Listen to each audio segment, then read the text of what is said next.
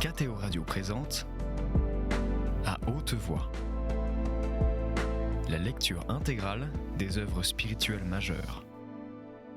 Aujourd'hui, Augustin ou le Maître est là de Joseph Malègue.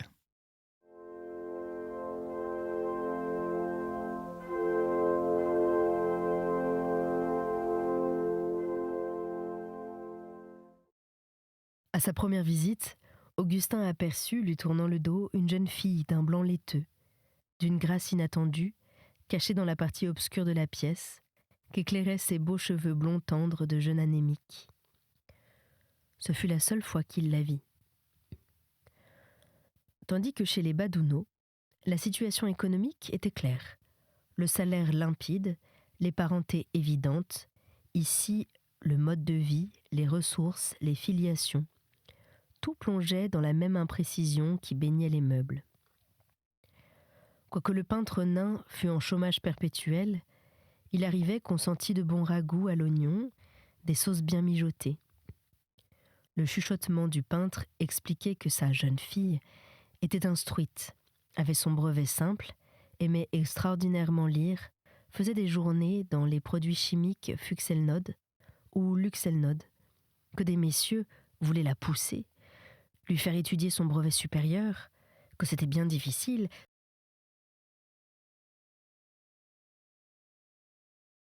que d'ailleurs elle n'était pas tout à fait sa fille, mais tout comme. La mère énonçait des choses plus substantielles. Elle ne pouvait pas dire combien elle était reconnaissante au bon monsieur d'avant monsieur. Non, elle ne pourrait jamais le dire. Ce bon monsieur s'était tellement dérangé pour eux. Jamais il ne les eût laissés dans l'ennui pour leur loyer ou pour le reste. Comme Augustin déposait là, de même que chez les Badouno, les 3 bons de pain en carton jaune graisseux portant que l'homme vivait non seulement de ce pain, mais aussi de toute parole sortant de la bouche de Dieu, elle remercia avec une froide gratitude, disant que tout le monde ne pouvait pas donner la même chose, n'est-ce pas ? Elle eût désiré qu'Augustin suivît l'exemple du bon monsieur d'avant lui et lui payât ses termes. C'était de cela et d'autres mendicités sans doute que la pauvre femme devait vivre. Dans l'escalier, au retour, Augustin se posa une question. Le monsieur d'avant lui, c'était son camarade de l'école. Avant celui-ci venait un camarade de l'année précédente. Aucun certainement ne payait les termes de Madame Bâtard. Parlait-elle d'un visiteur plus ancien, rapproché par gratitude ou par artifice ? Était-ce illusion ou habileté ? Qui pouvait dire ? Quand Augustin sortit de toute cette misère, il lui sembla qu'il venait de descendre aussi bas que possible dans la hiérarchie des besoins humains, qu'il jetait par terre toutes les superstructures idéalistes, tous les édifices intellectuels, qu'il touchait le roc, les indépassables fonds de la pauvre vie, quoiqu'il y eût encore plus bas, sans nul doute il le savait bien. Il remontait par la rue Laumont, longeant de sombres murs ecclésiastiques qui tombaient en falaise et se prolongeaient jusqu'à la rue d'Ulm. C'était un jour de décembre d'une grande douceur bleuâtre et triste, presque printanière. De vieillottes et provinciales demeures ouvraient leurs fenêtres sur ce faux printemps. L'énorme porche de l'ancien hôtel de Juigné les dominait de sa masse et de son passé.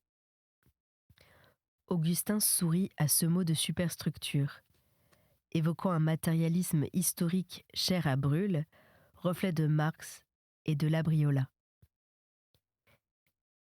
Qu'étaient ces doctrines économiques, sinon la recherche des moins illuminantes causes secondes ? Qu'était celle-ci en particulier ? Théorie de la production a prioriste ? Explication de la valeur fausse ? Psychologie rudimentaire, métaphysique de pauvre homme ? Quel mince rideau pour masquer le problème éternel ? Cette exécution lui parut sommaire, mais qu'importait. Il acceptait, comme un présent offert par toute mélodie, le don de parcourir les théories à grandes courses rêveuses et sans vérifier les détails. La mélancolie, inspiratrice de détachement, dessine des cartes aux échelles démesurées où les paysages coutumiers ne se retrouvent plus. L'argilier le rencontra au coin de la petite rue Rateau. Il pouvait voir, en se retournant, les bâtiments de l'école physique et de chimie, juste sortis de terre, et l'emplacement où l'écurie avait trouvé le radium. « Ta patrie !» fit Augustin. Mais l'autre leva la main d'un air vague. Comme il parlait des Badouneaux, Augustin tomba d'accord que ce fameux roc des besoins humains englobait le besoin de Dieu, ou plutôt que ce roc supposait cet autre banc de rochers plus profond. Nous, disait-il, si nous perdions nos convictions religieuses, il nous resterait encore l'offre radieuse du monde, mais eux. Or, ce besoin primordial, précisément ces gens ne le sentent pas. Ils ont le mot uniquement. Le sens qu'ils lui donnent, c'est tantôt une facilité plus grande pour leur mendicité, tantôt une super réglementation du type militaire. Au moins, voilà pour les miens. Nul moyen que ces malheureux utilisent au sens divin leur pauvreté. Évidemment, dit l'argilier, la sainteté, rare réussite, émerge des prodigalités naturelles exactement comme dans tous les autres cantons de la biologie. Dieu est très caché par les divers déterminismes si on ne regarde pas où il veut être regardé. Cette retombée sur le plan positif, ce souci de ne couvrir de son vol qu'un terrain préalablement arpenté, ce goût de toucher la terre solide, était du pur pour l'argilier. Il avait dû communier le matin même. Il communiait sans doute aussi tous les jours de la semaine. S'il quittait l'école de 7h à 7h30, ce ne pouvait être que pour cela. C'est un heureux, pensa Augustin. 2 mois après, lors d'une visite au bâtard, il apprit que le peintre nain était mort. La femme noire et grise recueillie dans quelques maisons de vieillards, la jeune fille partie on ne savait où.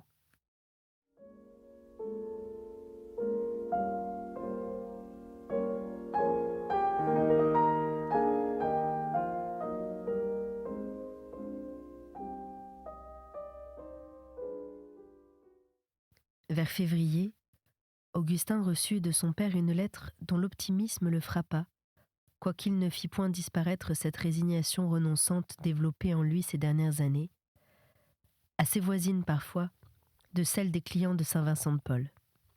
Cette lettre, toute cliquetante de noms de recteurs, de directeurs d'enseignement secondaire et d'autres personnages prestigieux, débordait de récits scolaires et de joies de carrière affreusement humbles. L'inspecteur général était venu plus tôt qu'on ne l'attendait.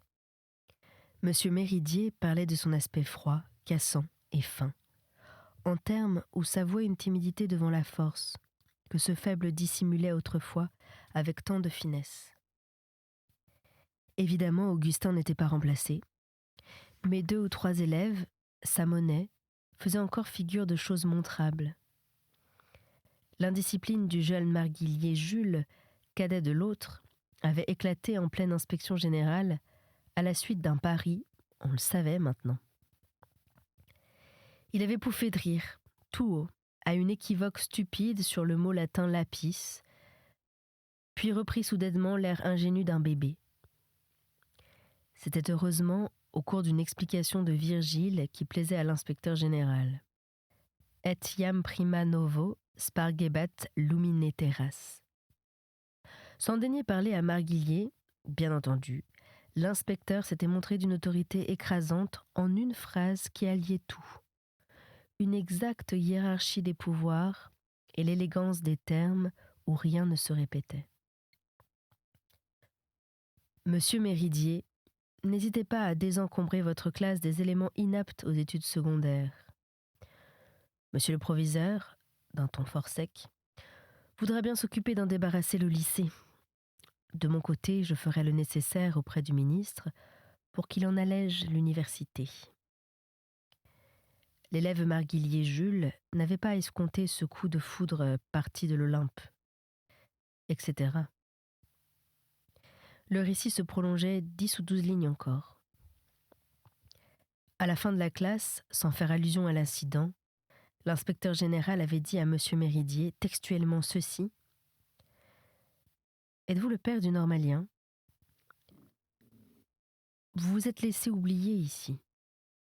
Que puis-je pour vous ? Voulez-vous une ville de faculté ? » Très grand seigneur d'administration et de lettres, ajoutait le pauvre homme, cherchant visiblement à utiliser une notion sociale que son expérience laissait vide. Or, continuait-il, tout cela était une grande chance. La question du lycée de jeunes filles qu'il fallait bien envisager pour Christine se trouvait tout naturellement résolue, sans compter les autres possibilités des grandes villes. Un post-scriptum suivait, tout différent. Te rappelles-tu la petite Marie de chez nous ? Elle vient d'entrer au couvent des Clarisses, impasse de Saxe. Ta maman me demande de te la prendre, au cas où tu aurais l'occasion et la possibilité de la voir. Et le cousin Jules a absorbé ses terres. Augustin ressentit un léger choc d'émotion et d'étonnement. Un ordre contemplatif ? Ce n'était pas son genre. Enfin, encore une heureuse. Mais il constata que parmi tous les souvenirs et les évocations de la Marie de chez nous, ne figurait pas le désir d'aller la voir dans sa robe de postulante, que ce n'était pas de secousses sentimentales qu'il avait besoin, et qu'en lui la saveur de la vie religieuse se trouvait pour le moment affaiblie. Elle reviendrait ? Oh, sans doute. Elle allait et venait. Elle taisait les raisons de ses allées et venues. On constatait simplement la fatigue du cœur qui les subissait.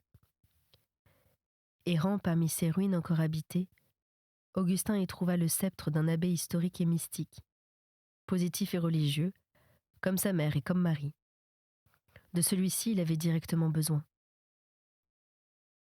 Il était 5h30 du soir lorsqu'Augustin franchit la porte du vieil établissement ecclésiastique et demanda l'abbé Bourré. Il descendit une cour intérieure étroite et longue, bordée d'un préau, planté de végétaux pourrissants. Il pleuvait à gouttes fines et l'obscurité commençait de venir bien plus tôt qu'elle n'eût dû en cette fin d'hiver. Un bâtiment vétuste s'ouvrait par un porche propre et pauvre. Le gaz qui sifflait là, en avance sur l'heure, rappelait des souvenirs auxquels Augustin n'eut pas le temps de s'arrêter. Un autre vestibule d'établissement scolaire, un autre bec d'avant OR, une malle juste déchargée, la présence de son père auprès de lui, toute scène d'un passé si proche et si passé, et une sorte de grande brise fraîche, éventant sa vie. On pressentait d'autres becs de gaz dans les étages. Entre les régions jaunes qu'il créait, l'espace était fait d'ombre, de silence et d'un certain fumet de chou indélébile à tous les courants d'air, mêlés d'odeurs de cave. Sous la première lanterne, une manière de paroi de verre interrompait la muraille. Par un de ces carreaux ouverts en guichet, Augustin vit une cornette empesée, une peau en vieil ivoire, 2 yeux vifs et durs. Nanti d'explications algébriques et tranchantes, le visiteur fut abandonné à son destin. À l'intérieur régnait la nuit. Augustin s'enfonça dans des corridors coiffés de voûtes basses, creusés de profonds golfes d'ombre, monta des escaliers étiquetés de lettres qui n'eussent pas manqué de lui servir s'il avait fait jour, mit le pied sur des marches que de clignotantes lueurs jaunes montraient faites avec des carreaux encadrés de bois, sous de massives rampes anciennes, redescendit, frôla des portes matelassées, retrouva l'escalier initial et désespéra d'achever ce périple en cette riche nuit grave, pleine de saveurs des temps gallicans. Mais une voix, vibrant dans l'altitude, restitua au bâtiment ses repères et ses dimensions en hauteur, dévorées par l'ombre. La voix proclamait avec un accent de Roueg et du Cantal. « Par ici, monsieur Méridier, juste 2 étages au-dessus. » Plusieurs confrères étaient réunis dans la chambre de l'abbé Bourré, près d'une table à écrire portant l'habituel amoncellement de livres, numéros de revues, statuette de plâtre bleu. Un autre se leva d'un fauteuil, près d'une cheminée où brûlait du charbon gras à flamme longue. Un rayonnage en bois blanc, chargé de livres, dominait la cheminée à la place où, chez un laïc, eût été la glace. D'autres rayonnages cachaient les murs. Entre deux fenêtres aveuglées de rideaux, une gravure de piété représentait la Vierge, dodue, les yeux baissés, d'une distinction très dame, les orteils nus, portés sur un croissant de lune. Le prêtre présenta ses confrères, professeurs de différentes matières ecclésiastiques. Il annonçait « Monsieur Méridier, élève de l'école normale supérieure, major de sa promotion », sans se douter qu'il parlait le langage de Polytechnique. De toutes les lèvres jaillirent de petites aspirations mouillées, des félicitations, l'énoncé discret d'espoir pour l'Église. Augustin jetait ce rapide coup d'œil circulaire dont on explore les pièces inconnues. La lampe à pétrole, sans abat-jour, éclairait à grandes nappes les livres, les murs, les deuils permanents des soutanes. Une grosse poutre ancienne, aux délicates moulures d'angle, traversait de biais le plafond. Des chaises vernies, un prie-dieu en paille, étaient d'une laideur anonyme. À l'un des côtés de la chambre, derrière un rideau tiré, l'extrémité d'un couvre-lit blanc se tendait sur un raide lit de fer où l'on eût volontiers imaginé un mort. « Nous ne vous dérangerons pas plus longtemps, monsieur Bourret, » dit l'un des confrères, développant des gestes de politesse à déroulement lent. Lorsqu'ils furent partis, l'abbé remit l'abat-jour. La clarté tomba sur ses papiers. Le devant de sa soutane et la cataracte des petits boutons s'absorbèrent dans ce brin chaud qui borde la lumière des lampes à pétrole. Le visage restait dans l'ombre qui couvrait aussi Augustin tout entier. L'abbé était grand, très brun. Un maigre à gros os, dans la force de l'âge. Un sourire d'attente générale et sans cause naissait sur un côté de son menton en galoche et lui montait jusqu'aux paupières, mais plus à gauche qu'à droite, ce qui lui donnait l'air narquois et vaguement strabique. Dominant tous ces plissements, l'œil observait. « J'aurais dû, dit l'abbé d'une voix paresseuse et cherchante, faire moi-même la première visite. Votre lettre m'a devancé. Mais enfin, nous nous sommes rencontrés, c'est le principal. Peut-être ai-je craint aussi cette apparence d'intrusion d'un prêtre en milieu universitaire. Quelle intrusion ? Sans répondre, l'abbé garda son sourire oblique et pénétrant.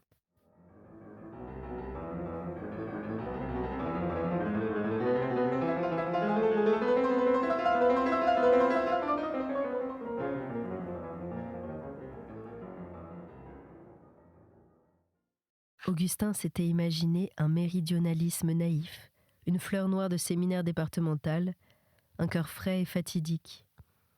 L'homme était tout autre. Seul rappelait cette image les souvenirs du grand domaine et de l'abbé en pleu-pluie et les cailloutis trompeurs du parler local. En forant le passé, on retrouvait bien la photographie d'un grand garçon en deuil, près d'une table de ferme. Mais ce garçon s'avançait un peu plus à chaque seconde, se désagrégeait dans des parties du temps totalement révolues, rendant nécessaire une retouche continue de ce qu'avait signifié le nom. À chaque essayage, il revenait, mal adapté, et il fallait recommencer encore les rapprochements vains. Cependant, pour qui cherchait, sous les traits de l'abbé, ceux du cousin Jules, maintes parties communes trahissaient le corps et l'âme héréditaires, façonnés par la vie des Planèzes au cours des paysanneries ancestrales. Mais l'ensemble, plus assuré, plus affiné, mieux nourri de pâtures livresques, s'approchait des hauts niveaux de l'intelligence. Le teint lui-même avait perdu sa rusticité, acquis la blancheur des villes.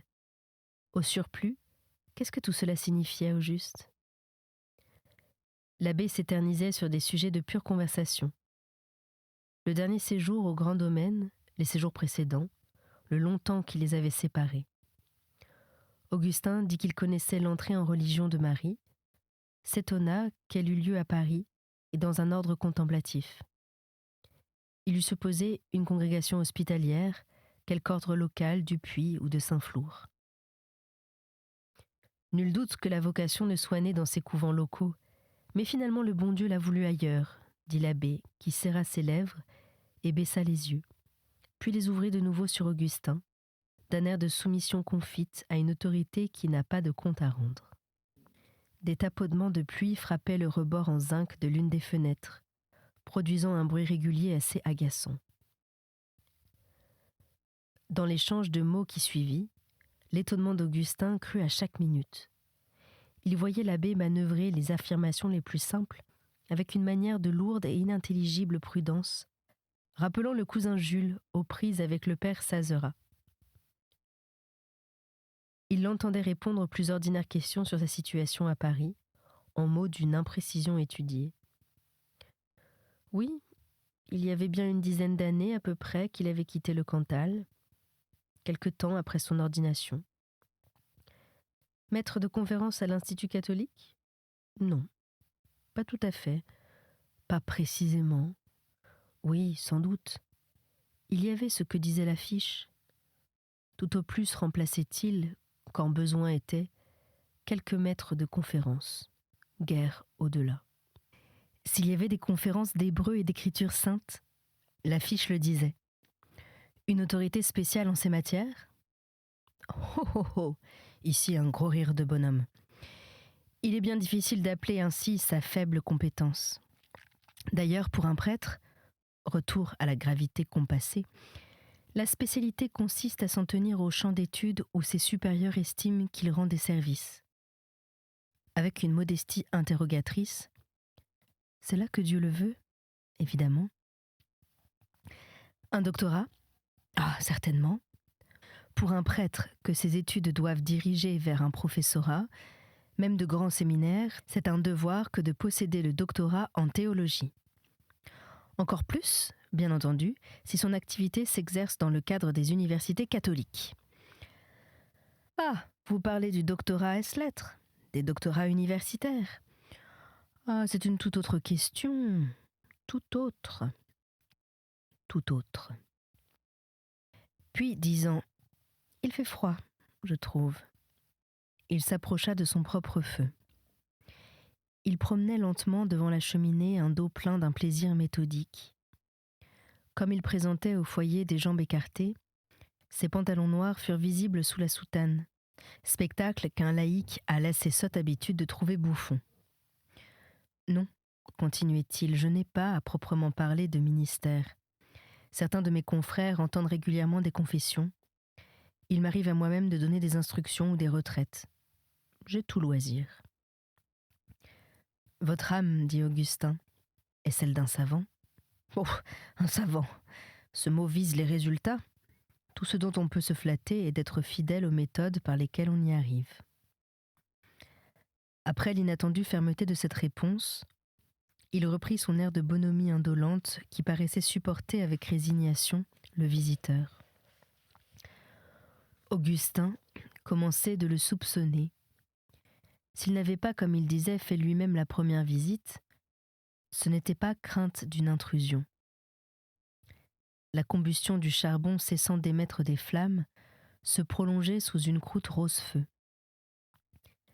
L'abbé souleva contre elle l'une de ses pantoufles, s'appuyant pour l'équilibre à un fauteuil de paille dont le coussin gardait la forme de son dos. « Vous êtes admirablement ici pour travailler, fit Augustin. Vous êtes un heureux ?» Déjà, il avait appelé aussi l'argilier et Marie.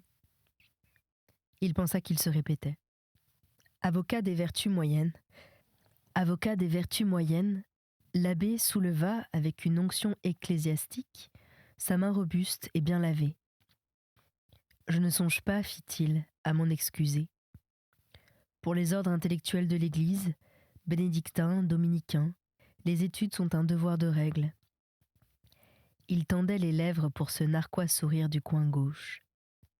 « Je veux dire qu'elles leur sont un instrument de perfection morale. Comme tout autre paragraphe de leurs règles, leur maigreur, leur lever nocturne, leur travail manuel. Je dirais même qu'il n'importe point qu'ils fassent usage des meilleurs procédés de travail, les plus rapides, les plus efficaces, mais simplement de celui qu'ordonnent leurs règles. Le mode de l'effort est primordial, non la fin.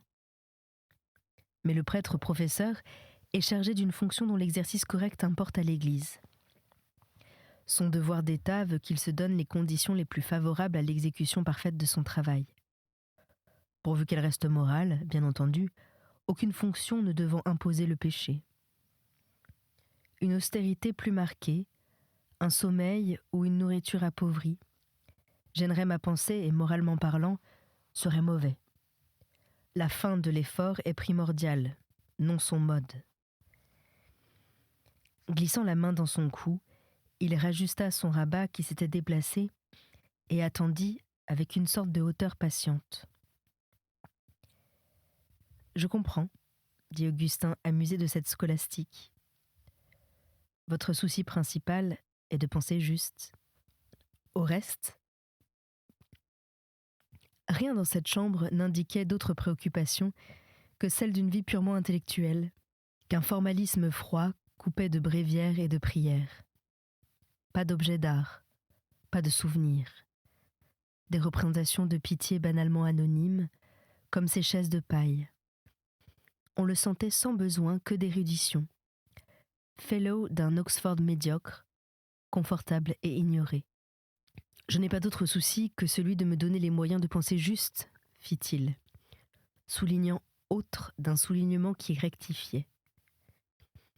Mais, prenons un timbre de basse, comme si l'idée nouvelle, au lieu d'être pareille aux précédentes, ouverte aux discussions de son interlocuteur et sur le même niveau, reculait soudain vers des retraites sacrées, hors de l'accès d'Augustin, et que le changement de ton marqua les distances. En conformité, bien entendu, avec les enseignements de l'Église infaillible, d'ailleurs, en disant « pensez juste », il s'inclina, les lèvres pincées cette fois, et les yeux fermés, savourant une satisfaction intérieure des sens trop volatiles, qui risquait de s'évaporer par ses ouvertures, et obligeait de boucher le flacon, strictement personnel au demeurant, et impartageable. Il restait debout devant sa cheminée, et si près du feu que son interlocuteur éprouvait par sympathie dans son propre dos et dans ses mollets une impression de synapse. Il restait debout devant sa cheminée, et si près du feu que son interlocuteur éprouvait par sympathie dans son propre dos et dans ses mollets une impression de synapisme, compensant l'effort de se chauffer qui ne venait pas. C'était À haute voix, une émission de KTO Radio. Aujourd'hui, Augustin ou le maître est là de Joseph Malègue. Lecture, Anne-Céline Pellarini. Captation et réalisation, Aymeric Plouminec et Thibaut Dagalier. Une émission disponible en podcast sur ktoradio.com et sur l'application KTO Radio.